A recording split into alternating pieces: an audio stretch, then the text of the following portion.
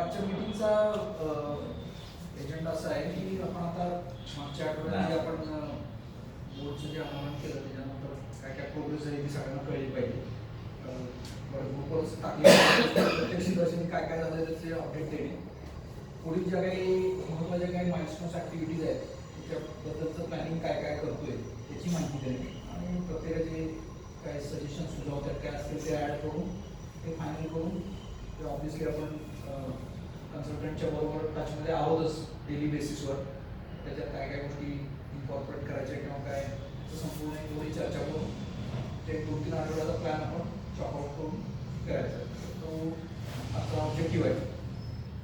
झालेलं कामाच्या अनुषंगाने तर आपलं बोर्डचं अनावरण झाल्यानंतर पहिली त्यांची प्राथमिक आपण त्या दिवशीच त्यांना एक पत्र दिलं होतं आणि त्यांना सांगितलं होतं की पुढच्या ज्या काही त्यांच्या डिटेल ॲक्टिव्हिटी आहेत त्याचा असा तो लावला त्याप्रमाणे प्रोजेक्ट प्लॅन असा डिटेलमध्ये करून द्या आम्हाला. आता तो आपला जुना आहे गॅनच्या स्वरूपात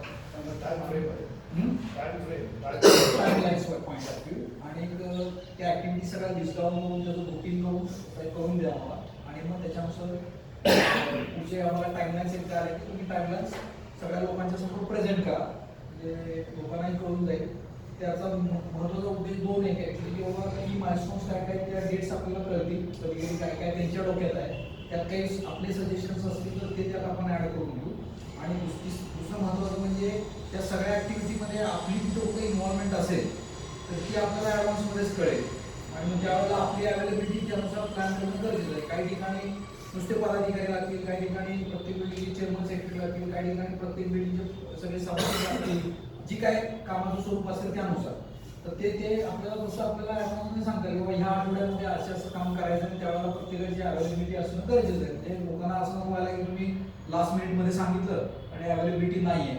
तर तो सगळा आपल्याला तो त्यांचा टाईमलाईनचं त्यांना आम्ही एक पत्र दिलं होतं ते त्याच्यावर काम करतात ॲक्च्युली. तर ते पुढच्या 1-2 दिवसात ते पत्र मिळेल. पण मीन वाईल त्यांनी इमिजिएट पहिली जी ॲक्टिव्हिटी घेतली होती ती म्हणजे टोटल इथलं संपूर्ण जे आहे त्याचं आपल्या एक्झिस्टिंग लेआउटचं ॲज इज सर्वे करणं. तर सर्वेसाठी टोटल स्टेशन नावाचं एक इन्स्ट्रुमेंट वापरतात की ज्याच्यामध्ये तुम्हाला 3-4 गोष्टी प्रामुख्यानं फायनल केल्या जातात की आपली आहे अशी ॲज इज बाउंड्री प्लॉटची. म्हणजे आपल्याकडं लकीली कसं आहे की आपल्याकडं नाला फेन्सिंग साईडला वॉलच आहे, कंपाऊंड वॉल. तर कंपाऊंड म्हणजे आपली इकडच्या साईडला ताराची कुंपण आहे आणि फ्रंट साईडचं जे काय आहे त्याप्रमाणे रोड आला फ्रंट साईडला. तर त्या पद्धतीनं प्लॉटचं लेआउट टोटल स्टेशनवरून मारला जातो. त्याच्यानंतर एक्झिस्टिंग बिल्डिंगची जे म्हणजे आपण एरियल व्ह्यू म्हणतो ना, वरून जर बघितलं तर कसं दिसत तर त्या सगळ्या बिल्डिंग तिथं त्या ब्लॉक सगळे मांडले जातात. मधली जी काय ती ओपन स्पेस मंदिर बिल्डिंग काय स्ट्रक्चर्स जी असतील ती परमनंट स्ट्रक्चर्स जी असतील ती सगळी मांडली जातात. एक्झिस्टिंग सगळी झाडं जी आहेत ती पण त्याच्यात घेतली जातात. सगळं झाडं कुठं कुठं काय काय ते सगळं झाडावर सगळं लेआउट आणि बाकी छोटे मोठे उदाहरणार्थ आता MSCBचे ट्रान्सफॉर्मर इकडं 5 नंबर आणि 4 नंबरच्या मध्ये आहे किंवा 6 नंबरच्या मागं ते आहे. तर त्याचा संपूर्ण तो लेआउट आणि तिथं ते दाखवणं म्हणजे उद्या जेव्हा काम करायचं आहे त्यावेळेला आत्ताच सिच्युएशन कसं आहे त्याच्यासाठीचं हे संपूर्ण हा सगळा एक टिपिकली प्लेन टेबलचा सर्वे असतो तो टोटल स्टेशनमध्ये जातो. हा पहिला भाग आला. दुसरा भाग आहे त्याच्यामध्ये 5x5च्या याच्यानुसार कंट्रोलिंग केलं जातं.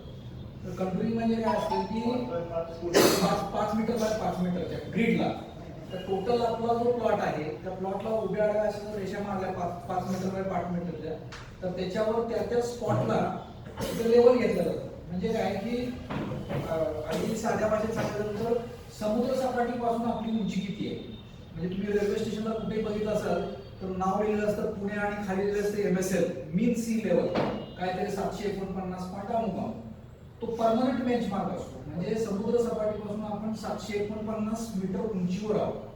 आता अशा सर्वेमध्ये काय करतात की एक टेम्पररी बेंचमार्क घेतला जातो ज्याला 100 म्हणलं जातं आणि त्याला जर 100 म्हणलं तर पुढच्या लेवल्स किती आहे आणि त्या 100 मध्ये तो परमनंट टाकला तर त्या बेरजा केल्या की कॅल्क्युलेशन करून एक्झॅक्ट पण येऊ शकतं.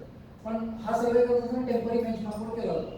त्यांनी काय केलं रोडच्या तिथनं सुरुवात केली टोटल स्टेशनला आणि इथं आपल्या A1च्या कॉर्नरला तिथं त्यांनी पहिला बेंचमार्क आणला. त्याला आज आम्ही ते 100ला कन्वर्ट केलाय तो.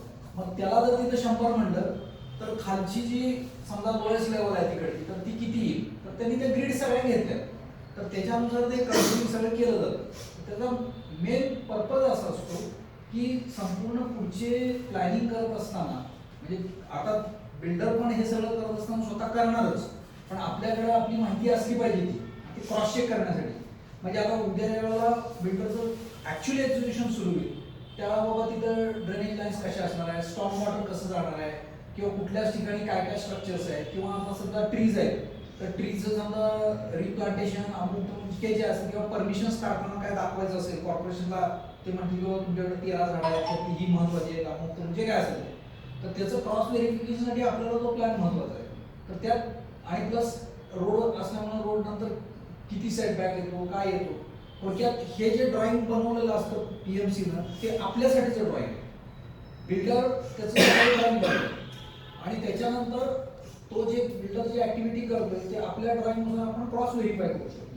तर तो जो महत्वाची जी ऍक्टिव्हिटी आहे, आज सर्व सकाळी आलेले होते त्यांनी आम्हाला सकाळी वेळ दिली होती, त्यांना काय काय बदल आम्ही सांगितले काय काय जे काय करायचं, पण एकंदर तो जॉब चांगल्या प्रकारे झालेला आहे. आणि त्याचं संपूर्ण जे काय जातं तो त्याचं डिजिटल ड्रॉइंग AutoCAD मध्ये तयार केलेलं आहे. त्याचे 3-4 वर्षन आपल्याला मिळतील. एक जसं मी म्हटल्याप्रमाणे टोटल रिकामा प्लॉट त्याचं एक ड्रॉइंग, प्लॉट विथ बिल्डिंग सगळ्या ते एक ड्रॉइंग सगळं, झाडांचा एक वेगळा करायला सांगितलं त्याला, म्हणजे सबमिट करायचं गार्डनिंगला तर ते तसं नकाशा देत आपल्याला.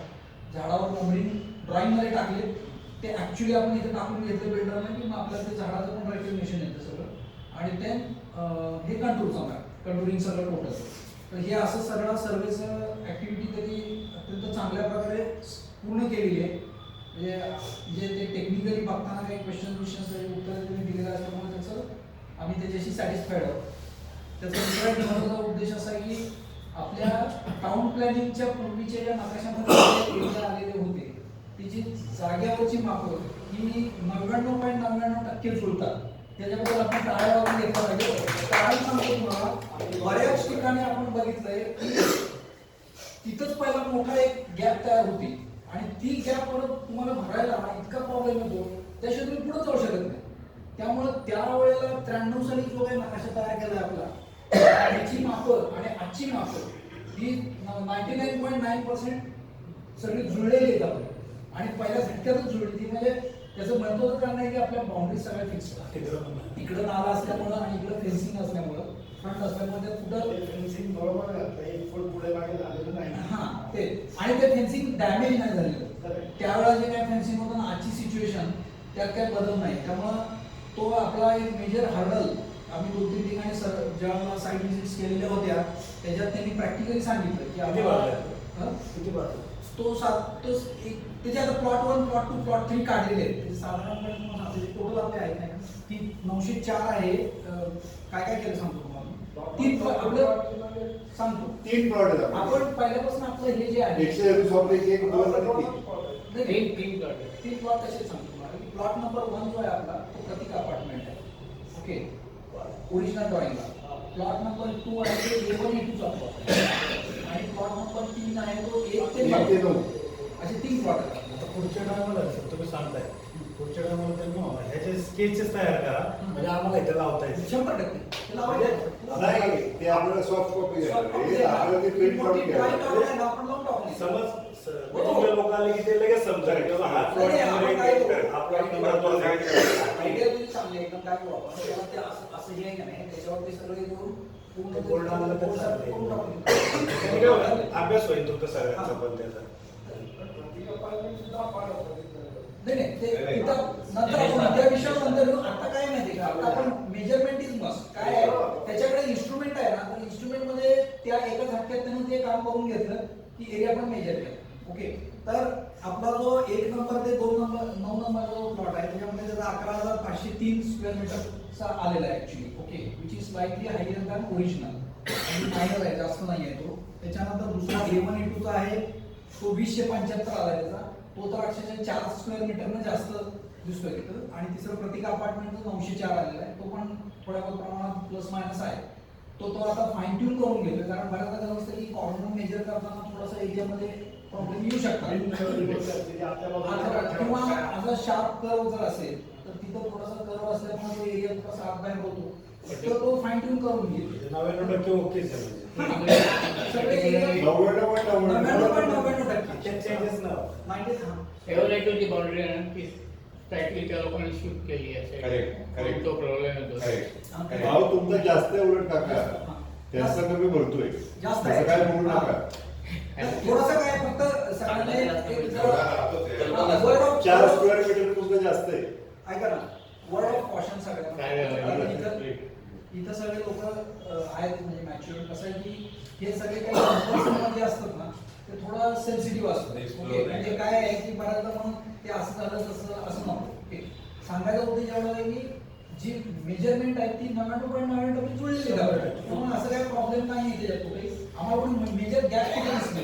ओके, त्याच्यात हा विषय महत्वाचा आहे की आपले जे पूर्ण मेजरमेंट आहे त्या मेजरमेंटच्या आतमध्ये आपल्याकडे दुसरं अतिक्रमण कुठलं नाही. ते महत्वाचं आहे. आता 8 तारखेलाच काहीतरी सकाळला एक जाहिरात झाली होती लालबाग सोसायटीची, मेरिटली होती. त्या प्लॉट मध्ये किती कमी 800 स्क्वेअर मीटर कमी होतं ना, 950 घेते. 950 square meter plot 950 square meter त्याचा इफेक्ट त्यांना जे मिळणार आहे. हो. हा? आपल्या नाना खतखती त्याला तेवढे पैसे भरायला लागले सांगते. ते नाल्यामध्ये गेलंय, काही तिथे प्लॉट सापडत नाहीये.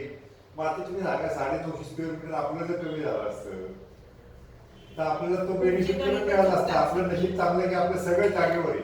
नाही, इथं कंपनीच्या माध्यमातून त्याच्या हो. करत म्हणजे आहे. सांगायची गोष्ट काय आहे की आपले आउटर बाउंड्रीज इतक्या चांगल्या इंटॅक्ट राहिल्या म्हणलं असतं प्रमाणे अतिक्रमण नाही किंवा काही नाही. ते बाकीच्या गोष्टी सगळे व्यवस्थित स्ट्रक्चर आहे. सो हा म्हणजे एक चांगला चांगली गुड स्टार्ट झालेली आहे पहिल्या टास्क मध्ये.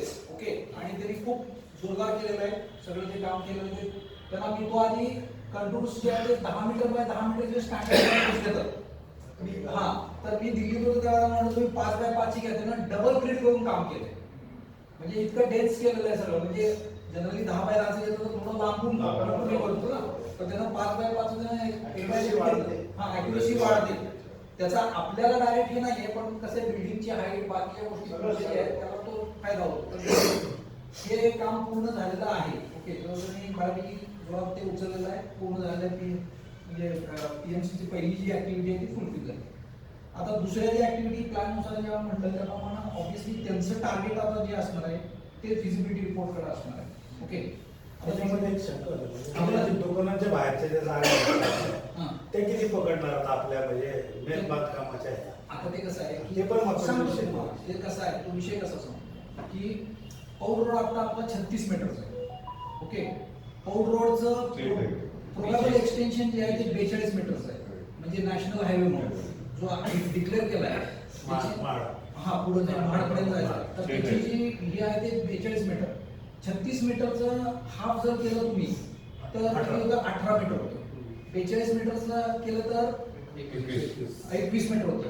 म्हणजे 21 मीटर वजा 18 मीटर म्हणजे 3 मीटरचा आत्ताच्या रोडच्या साईड बाउंड्री पासून त्याचा सेटबॅक येतो. किंवा सोप्या पद्धतीत सांगायचं झालं तर आता जो रोड आहे आपला किंवा तो पिलर आहे आपला तो सेंटरला असं समजू आपण, किंवा त्याचं सेंटर काढणार आहे.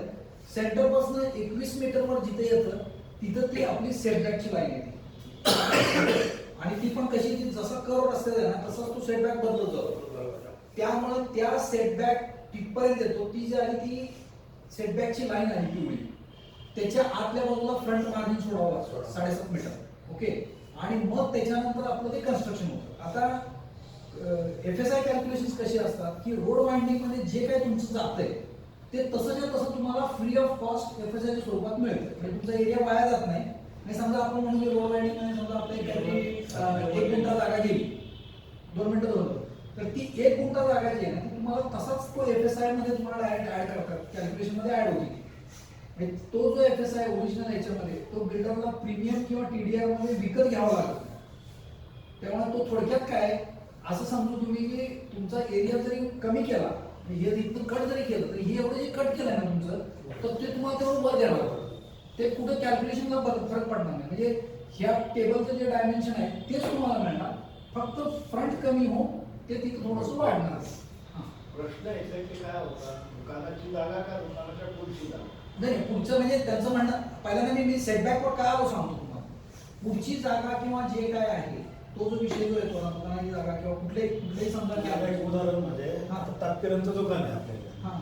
तात्पिरांचं दुकान समजा आपण ते सेटर पकडलं, सेटरच्या बाहेर किती त्याला काही नियम असतात ना की तिथपर्यंत तेच दुकानदाराचे त्या बिल्डिंगच्या आत आहे. त्याच्या पुढं त्याच्यात दोन सोसायटीचे. त्याच्यात दोन गोष्टी आहेत.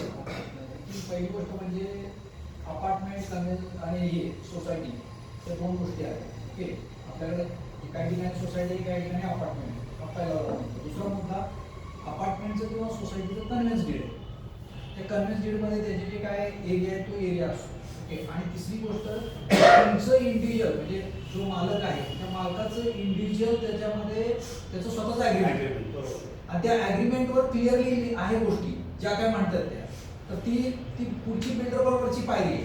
आता आपल्या दृष्टीने महत्वाचं काय आहे की आपल्या चतुसीमा सगळ्या सापडल्या, आपल्याला तो सेटबॅक काय बसतोय तो लक्षात येतोय आणि त्यानुसार ते तुमचं ती कॅल्क्युलेशन सगळी वर्कआउट होत आहे. तर हा जरा त्याचा मुद्दा आहे काय.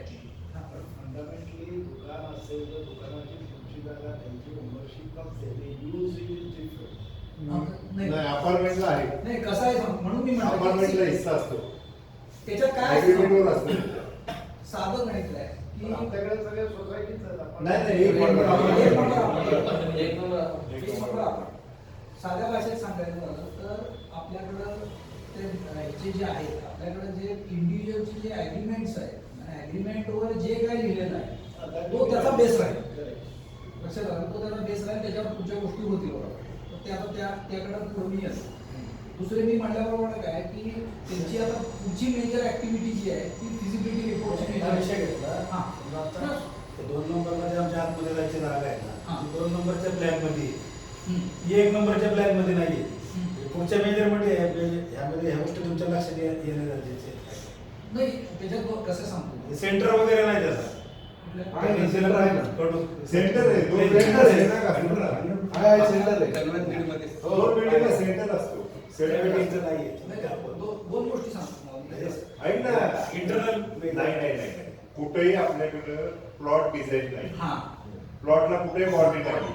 तुमच्या बिल्डिंग पासून 15 फूट जागा जी असते ना ती तुमच्या बिल्डिंगची कारण सेंटर हा 15 फुटाचा असतो. त्याच्यात काय आहे सांगतो तुम्हाला मी की आपण पहिल्यापासून हेच सगळ्या गोष्टी सांगतोय की आपला प्रतीक नगरचा हा जो आहे ना Layout of building टोटल आहे. कॉटेज एरिया आहे. Layout of building they, layout of plot नाही. लेआउट ऑफ प्लॉट नाही आहे, लेआउट ऑफ बिल्डिंग आहे, टोटल प्लॉट एरिया. म्हणजे काय म्हणतो आपण की समजा आपण टोटल मध्ये. हा ते टोटल मध्ये येतो सगळं. तो म्हणजे 2 बिल्डिंग मधली जी जागा सुद्धा जी आहे ती ह्या बिल्डिंगची का त्या बिल्डिंग पेक्षा ती जागा आहे ती तुमच्या कॅल्क्युलेशन मध्ये नक्की येणार. कारण म्हणून तर ते झालं ना की आपल्याकडे आता जर बघितलं तर जवळपास म्हणजे टोटल कॅल्क्युलेशन जर केली तर ती काय 3 एकर 23 गुंठेची जागा आहे त्याचा 0.8 FSI वापरला गेला टोटल ओके. आणि तसं जर कॅल्क्युलेशन म्हणजे अगदी हाय लेवलला सांगायचं झालं तर 3 एकर 23 गुंठेचा FSI कॅल्क्युलेशनचा जो आहे तो 6.4 किंवा 7 जे काय आहे ते कॅल्क्युलेशनसाठी आपण 6 धरू समजा. तर 3 एकर गुणिले 6 म्हणजे साधारण 18 एकराचं कन्स्ट्रक्शन होऊ शकतं. त्यामुळे देवाला जोडी FSI ची भरपूर आहे आणि त्याच्यानुसार ते आपल्याला ते गोष्टी बसतील. आता परत त्यांचा तोच फिजिबिलिटी आता जे आपण जी चर्चा करतो तो एक फिजिबिलिटीचाच भाग येतो. हा आता फिजिबिलिटीच्या साठी ते काय करणार त्यांच्याकडे 2-3 महत्वाचे ऍक्टिव्हिटीज करणार आहेत. ते आपल्या दृष्टीने महत्वाचं आहे. ते म्हणजे त्यांनी त्या दिवशी सगळीकडे दाखवलं की तो रेरा एरिया मेजर करणार वगैरे सगळं सांगितलं होतं. म्हणजे काय करणार आहे ते तर प्लॉट मध्ये प्रत्येक फ्लॅटचा जो काय आतला एरिया आहे तो आतला कार्पेट एरिया आहे. मधल्या ज्या भिंती सगळ्या ज्या आहेत त्या तोडल्या जर असं ऍश्यूम केलं तर तो त्याचा रेराचा एरिया आहे. तो इन्क्लुडिंग आर्किटेक्चरल काय त्याचे ऑफसेट्स वगैरे आतल्या आत असतील म्हणजे काय ठिकाणी आपण कपाटात बसवली वगैरे ते सगळे विषय. तर तो सगळा जो आहे तो एरिया कॅल्क्युलेशनची एक्सरसाइज ते करणार. आता आपल्याकडे काय आहे की तसं बघितलं तर बऱ्यापैकी टिपिकल असे प्लॅन्स आहेत फ्लॅटचे सुद्धा किंवा 480-515. हा 251 समजा दुकान 2 मीटर बाजूला ठेवून 221 फ्लॅट जर धरले आपण तर 221 फ्लॅट किंवा 5 प्रकारचे कॅटेगरी आहेत त्याच्या किंवा 4-6 प्रकारचे असतील.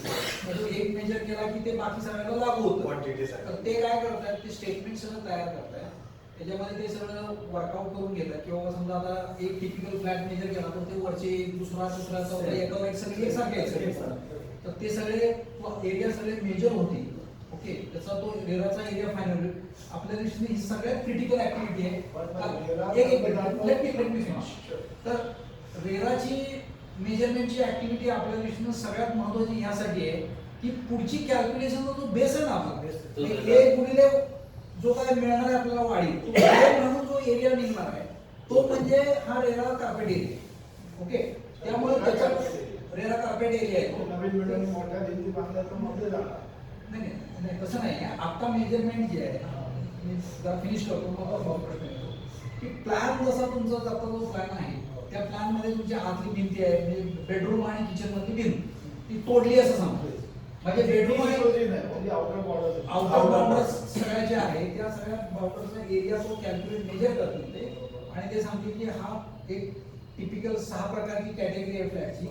कॅटेगरी 1 चा जो रेराचा एरिया आहे कार्पेटचा तो एवढा आहे, कॅटेगरी बी चा एवढा आहे, तो सी चा एवढा आहे. तो जो आहे तो आपला बेस बनतो ऍक्च्युली. आता जर कसं आपल्या भिंती 1 फुटाच्या असतील बिटवीन 2 फ्लॅट्स भिंतीच्या मधनं तुम्ही रेराचं मेजरमेंट घेणार. नाही नाही नाही वेट तो कसं आहे? वेट कसं आहे? मार्कर ते पण घेतात त्या. ते पण कन्सिडर होतं.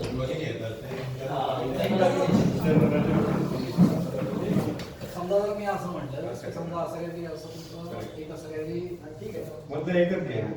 हा, ते आवडेल. मधलं एकच नोटर घ्या. अशी आली समजा. ओके, फ्लॅट समजा असं तुमचा सांगला इथं. ओके, समजा इथं काही अशी हे आहे बरोबर आहे. आता पूर्वी काय असायचं, पूर्वी मोफा होतं. तर मोफामध्ये काय असायचं ऍक्च्युली की मोफामध्ये तुमचं जे कार्पेट जेवढं आहे जिथं तुम्ही पाय टाकू शकता तेवढा एरिया धरला जायचा. ओके, हा सगळा मोफाचा येतो. ओके, आता समजा इथं थोडी आर्किटेक्चरल ट्रीटमेंट पण आहे असं समजू आपण. तर हे असं सगळं मोफामध्ये येतं, त्याला मोफा म्हणायचं. रेरामध्ये आता काय केलं त्यांनी कस्टमरच्या बेनिफिटसाठी हा पण एरिया जो आहे हा त्या धरला जातो. म्हणजे थोडक्यात तुम्ही ह्या भिंती सगळ्या पाडल्या असं समजा. ओके, आणि हे आतनं जे काही येतं ओके तर ती संपूर्ण जी आहे हिची सगळी ही मेजरमेंट आहे. ही सगळी मेजरमेंट जी आहे ही टोटल धरली जातात. आता असं आपण म्हटलं की कॅटेगरी 1 चा हा 480 नंतर 400 wall RERA measurement is centre of the wall ना. म्हणजे तुमचं म्हणणं तर तो जो आहे ना तर ते आम्ही त्यांना बघायला सांगितलं ऍक्च्युली की सी ऍज पर आता त्या दिवशी कोणीतरी प्रेझेंटेशन मध्ये हे दाखवलं असं मला काहीतरी वाटतंय. ओके, हा कोणीतरी बोललेलं आहे, कोण बोललेलं माहिती नाही. पण त्यांना आम्ही तो GR परत चेक करायला सांगितलाय कारण याच्यावर चर्चा झाली. ओके, आणि हा पॉईंट मी रेज केलेला होता. तर त्यांना सांगितलं की तुम्ही रेरा एरियाचा तुम्ही GR काढून आम्हाला दाखवा. ऍक्च्युली माझ्या माहितीनुसार धरलं जात नाही की पण कसं धरलं जातं. पण त्यांनी काहीतरी कुणीतरी प्रेझेंट करताना सांगितलं ह्याचा सेंटर झाला म्हणजे अजून एरिया वाढत असं आपल्याला चांगलंच आहे. पण लेट्स रिकन्फर्म दॅट त्याच्यानुसार आपण बघू. आपल्याला 1 फुटी असते. बरोबर नाही त्यांनी 2 फुटी दिली म्हणजे 1 फूट खाल्ला आपला. कुणी मजबूत देतो. नाही नाही नाही हो, ऐकच नाही. मधल्या बिल्डरची मध्ये मजबूत दिली. Let's go one by one. See this objective is तुमच्या फ्लॅटला तुमचा आत्ता एरिया किती धरायचा कॅल्क्युलेशन. अरे कळलं मला. पण if you calculate by RERA and they give by RERA तो बघायचा. तर तिकडे तरी भिंत कमी जास्त गेली. स्टँडर्ड असतात भिंती. हे बघा, त्याच्यात काय तुम्हाला मी सांगतो की त्यावेळेच्या समजा जर आपण असं म्हटलं की कन्स्ट्रक्शनला तुम्हाला जर तिथं काय त्यावेळेला समजा कुठल्या 9 इंचाच्या विटा वापरल्या असतील त्याच्या 4.5 इंच कॅल्क्युलेशन. इथं जर समजा बाहेरच्या कन्स्ट्रक्शनच्या क्वालिटी ह्याच्यामध्ये जर स्टँडर्ड मध्ये आपण ज्या पद्धतीचा वापर करत जातो त्याच्यानुसार तो एरिया तिथं कॅल्क्युलेट होणार. समजा कपडा वीट वापरली 4.5 त्याच्या center नाही त्यांचं म्हटलं काय पुढच्या वेळी जेव्हा कन्स्ट्रक्शन होईल ना पुढच्या वेळेस पुढच्या वेळेस सांगतो. पुढच्या वेळेस 10% झाला त्यांचा. त्यांचं पुढच्या वेळेस ते आपल्याला माप देतील आणि ते सांगतील की बाबा ह्याच्यामध्ये तुमचा जो आहे की एक्सटर्नल वॉल जी आहे ती एक्सटर्नल वॉल एवढी generally external wall 50 square foot कमी होत. कमी एवढं नाही एवढं नाही म्हणत.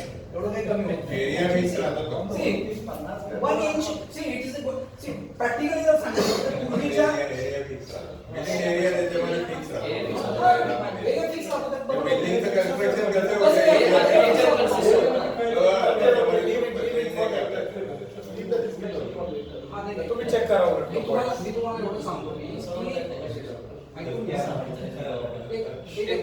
एकच मिनिट सांगतो की याच्यामध्ये रेराचा एरिया कार्पेटचा जो निघल तो कार्पेटचा एरिया तुम्हाला रेराच्या कार्पेटला बसवून देणार. लक्षात आलं? आणि रेराचा carpet म्हणजे काय आहे? समजा रेरा तुमचं हा काय just for the sake of calculate करतो की तुमचा काय 530 ओके. आणि त्याला जो काय आपला फॅक्टर त्याच्याबरोबर ऍग्रीमेंट मध्ये ठरेल एक्स वाय, तो जो फॅक्टर आहे तो त्याला ऍप्लिकेबल होऊन हा तुमचा नवीन याचा रेरा कार्पेट म्हणा संपला विषय. ओके, तो एक्सटर्नल वॉल ठोकळा वापरतो. ठीक आहे.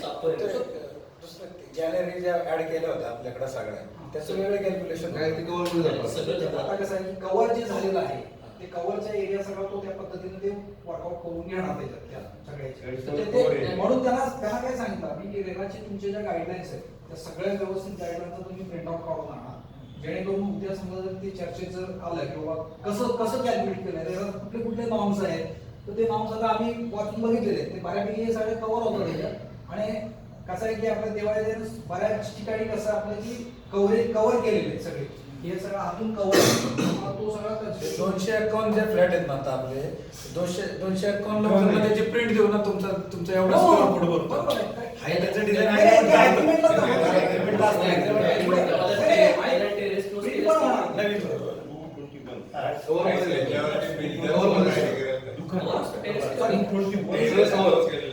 टेरेस वरचे कव्हर केले असते काही वेगळी आता cover area पहिलं काय बरं माहिती आहे का? आपण आहे ना मला असं वाटतं की एक word of caution सगळ्यांना सांगतो.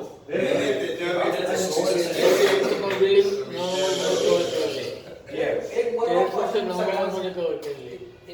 word of caution सगळ्यांना सांगतो की आपल्याला स्टेप बाय स्टेप जायचं बरोबर. त्या शक्यतो डिस्प्युटेड किंवा जास्त होणारे टॉपिक्स असतात ना ते बाजूला ठेवू. कारण काय माहिती आहे शेवटी तो मोठा एक खांदा वीर कोणतरी येणार आहे बिल्डर नावाला आता तो builder काय करायचं व्यवस्थित आपल्या दृष्टीनं तो विषय घेण्यापेक्षा आपल्याला हे मेजरमेंट करायला ती लोक कधी येणार आहेत याला आपली अवेलेबिलिटी आणि त्याच्यानुसार ते करून घेणं आता तुमच्या प्लॅन नुसार जे काय आहे ते आणि हे चेक करणं हा त्याचा मेन. आणि साधारण एक सांगतो जी कॅल्क्युलेशन्स म्हणजे मला तरी आता माझी primary I may be wrong here पण ऍक्च्युअल मेजरमेंट्स त्यावेळेला कसं होतं माहिती आहे का इंच भूमी वाढवायची नव्हती आणि ते कुंकुळांना हा सगळा प्लॉट ज्या प्रकारे मिळाला होता वगैरे वगैरे. तर माझं एक गट फिलिंग असं आहे की 99% जे आहे ते जागेवर तुमचं जो एरिया आहे तो जास्त आहे थोडा. ओके, तो तुम्हाला जास्तच मिळेल ऍक्च्युली असं एक माझं गट फिलिंग आहे. पण सॉरी मला हा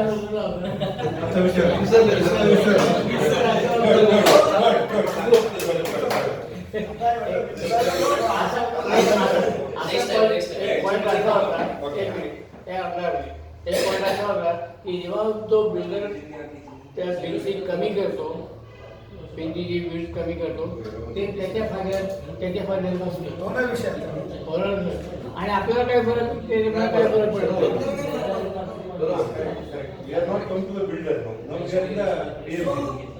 ही जी एक्सरसाइज आहे आता आपण आजच्या मीटिंग मध्ये त्या एक्सरसाइज पर्यंतच थांबायचं. पुढची चर्चा नाही करायची. ओके, तर परत पुढच्या चर्चेला प्रिपरेशन करणं गरजेचं आहे. अशी चर्चा होऊन तुम्हाला 4-5 मिनिटात विचारता येईल. प्रिपरेशन तर आता काय आहे ते पण सांगतो एक मिनिट. त्याच्यामध्ये पुढचे काय गोष्टी आहेत की मी तुम्हाला एवढं सांगतो की त्यांच्या डोक्यामध्ये किंवा त्यांची जनरल प्रॅक्टिस आहे आपण काही त्यांना काही वेगळं सांगत नाही ते एवढे एक्सपर्ट आहेत त्याच्यात ते तज्ञ लोक आहेत. तर ते काय करतात की ते तुम्हाला फिजिबिलिटीचे विविध प्रकारचे ऑप्शन्स काढून देतात. ओके, म्हणजे काय असतं ऍक्च्युली की आपल्याला हा जो एरिया बिल्डर जे आहे बिल्डरचं बांधकाम जे करतो त्याच्यात सगळ्यात महत्त्वाचा पॉईंट काय असतो की तुमच्याकडे रेसिडेन्शियल आणि कमर्शियलचा रेशो बिल्डर काय ठेवणार. लक्षात आलं का? आणि त्याच्यामध्ये कसं आहे की एवढ्या मोठ्या प्लॉटला आणि डीसीच्या ह्याच्यामध्ये म्हणजे हे टीओडी म्हणतात, ट्रान्झिट ऑन डेव्हलपमेंट. तर ट्रान्झिट ऑन डेव्हलपमेंट काय म्हणजे माहिती आहे का, की तुम्ही जर कधी मुंबईला नव्या मुंबईत गेला असेल, वाशी, जुईनगर किंवा ही जी स्टेशन बघितली असतील, तर ही स्टेशनची त्या स्टेशनच्या बाहेर जी डेव्हलपमेंट झाली ते मोठमोठे मॉल झाले. म्हणजे they went up to 100% commercial. Okay, म्हणजे त्या टीओडी मध्ये असं ह्या लेवल पर्यंत येऊ शकतं की हे सगळं कमर्शियल करा, आम्हाला पैसे द्या, आम्ही निघून जातो. दॅट्स वन ऑप्शन सांगायची गोष्ट. तर ते जे मुद्दे जे आहेत ते मुद्दे त्यांना रेसिडेन्शियल टू कमर्शियल काय प्रपोर्शन मध्ये ठेवणार ते कळल्यानंतर तो जो आपला FSI आहे त्यानुसार तो 6.4 पासून जो त्यांनी सगळ्यांनी दाखवला होता, एकसारखेच नंबर सांगितले, 6.4 पासून जवळपास 7 पर्यंत केले होते. तर ते काय करणार आपल्याला की ते 2-3 प्रकारे ती कॅल्क्युलेशन सगळी आपल्याला पुटअप करणार. ओके, किंवा असं केलं तर तुम्हाला एवढा टक्का मिळेल, असं केलं तर एवढं मिळेल म्हणण्यापेक्षा मिळण्याची हरकत नाही असं म्हणू. तर हे सगळे जे आहेत ही सगळी फिजिबिलिटीची सगळी जी येणार ते आपल्याला ते 251 लोकांना फिजिबिलिटी ती सगळी दाखवणार. ओके, आणि त्याच्यावर जे काही प्रश्न असतील ते घेतील ते आपल्याला त्याचे समाधानकारक उत्तरं देतील सगळी, आणि मग तो फिजिबिलिटी रिपोर्ट सगळा फायनल. फिजिबिलिटीमध्ये फक्त टेक्निकल फिजिबिलिटी नसते, त्याच्यामध्ये दुसरं जे आहे त्याच्यामध्ये की फायनान्शियल फिजिबिलिटी पण बघतात. ती काय बघायची गरजच नाही इथं, पण छोट्या लेवलच्या कॅल्क्युलेशनला ते जो प्रोजेक्ट आहे त्याला पण फॉरवर्ड पाहिजे. आणि तिसरं जे आहे ते सोशिओ इकॉनॉमिक फिजिबिलिटी बघितली जाते. टेक्निकल फिजिबिलिटीमध्ये आता उदाहरणार्थ झालं तर बाबा आता आपण बघतोय की 251 फ्लॅट आहेत आपल्याकडे, 221 आणि 251 नंबर 2 युनिट आहेत. तर त्याचं जर जे काही पार्किंग आहे ते समजा आपण म्हणलं की बाबा हे 251 समजा 1214 फ्लॅट झाले किंवा युनिट झाले, तर त्याची पार्किंगचं जे पोटेन्शियल वाढलं तेवढं. ओके, किंवा त्याचं वॉटर सप्लाय, ड्रेनेज, ही सगळी जी कॅल्क्युलेशन आहे ती कॅल्क्युलेशन बघतात ते सगळे, ते बसलं पाहिजे त्याच्यात, आणि ते सगळं त्या फिजिबिलिटीमध्ये दाखवतात आणि म्हणतात हां हे असं बसतंय म्हणून हा फिजिबिलिटी. त्याच्यानंतर ती बेस प्लेट बसवतात. म्हणजे आता हा जो आपला प्लॉट असेल तर त्याची फ्रंट मार्जिन, साईड मार्जिन प्रत्येक बिल्डिंगची धरली आणि वरची टॉवर जर धरली तर फ्लोअर हाईट जी आहे टोटल, तर ती हाईट त्यांच्या गाईडलाईन्स नुसार ते हाईट तिथं रिस्ट्रिक्ट केली पाहिजे NDA किंवा एअरपोर्ट अथॉरिटीच्या ह्याच्यानुसार. त्यात तो सगळा FSI होतो का. थोडक्यात काय आहे की FSI कन्झ्युम होतो का नाही त्याच्यातला तो सगळा बघायला हे सगळे मल्टिपल ॲट्रिब्यूट्स लावावे लागतात. ते ड्रॉइंगमध्ये लावतात, ते दाखवतात की हा एवढा FSI कन्झ्युम होतो सगळा. म्हणजे थोडक्यात त्या सगळ्या याच्यामध्ये ह्या प्लॉटवर टोटल एवढं पोटेन्शियल तयार होते, त्यातलं एवढं रेसिडेन्शियल आहे, एवढं कमर्शियल आहे, त्याच्यातून तुम्हाला एवढ्या पर्सेंटनं बिल्डरला द्यायला काय हरकत नाही, म्हणजे त्याच्याकडे एवढं राहील मी काय. हे सगळं जे आहे हे फिजिबिलिटीमध्ये सगळं कव्हर होतं. तर त्यांची आता वाटचाल ही त्या दृष्टीने चालली आहे आणि ती कॅल्क्युलेशन त्यासाठी त्यांचा बेसिक मेजरमेंटचा हा आस्पेक्ट सगळा ते कव्हर करणार आणि त्याच्यासाठी हे सगळे टिपिकल स्टँडर्ड कॅटेगरी वगैरे करून करतील हे सगळे. काही वेळोवेळी अडचणी आल्या किंवा काय झालं तर आपण ते डिटेलमध्ये चर्चा करू, कारण आम्ही पण ते एवढे